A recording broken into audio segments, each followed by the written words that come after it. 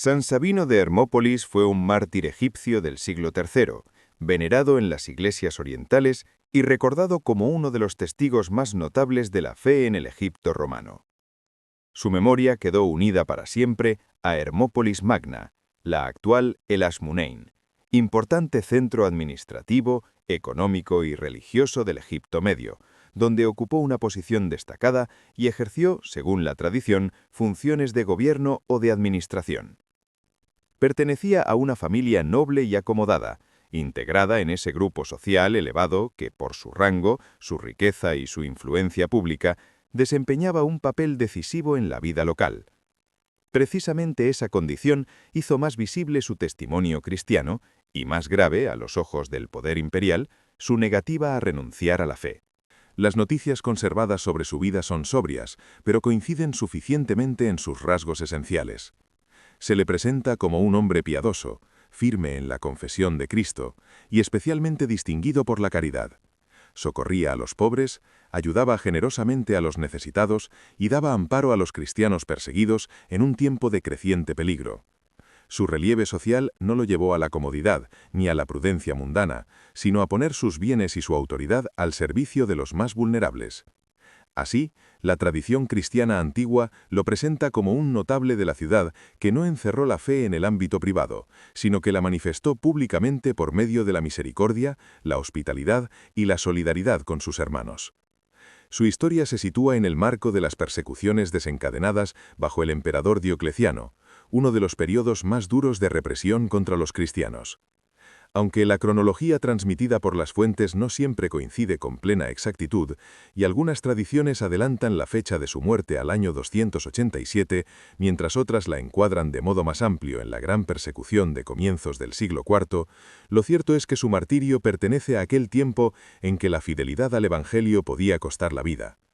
En Egipto, donde el cristianismo había echado raíces hondas, la presión de las autoridades imperiales alcanzó a fieles de toda condición, desde los humildes hasta quienes ocupaban puestos relevantes en la administración civil.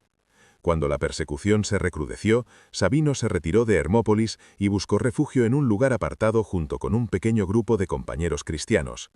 Las tradiciones hablan de 6 compañeros, aunque algunas mencionan un grupo algo más numeroso.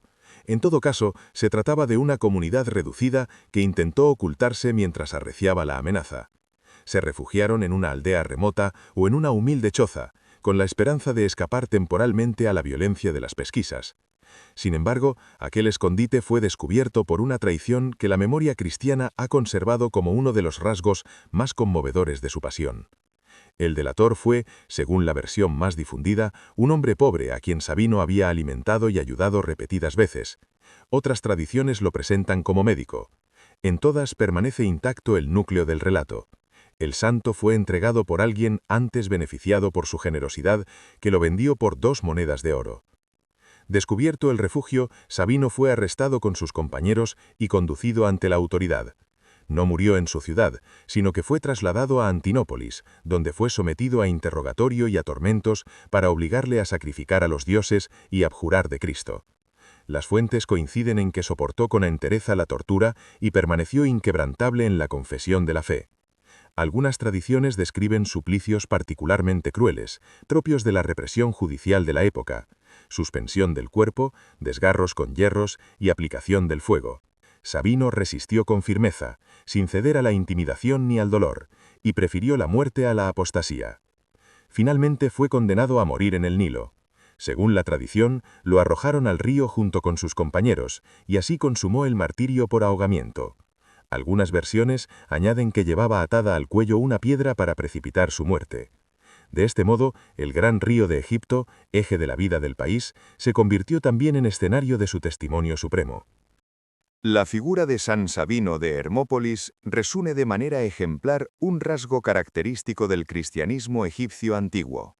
En él se unen la nobleza de origen, la responsabilidad pública, la caridad activa y la constancia en la prueba. Su culto se difundió tempranamente en Egipto y permaneció vivo en diversas tradiciones litúrgicas. La Iglesia Católica lo conmemora el 13 de marzo.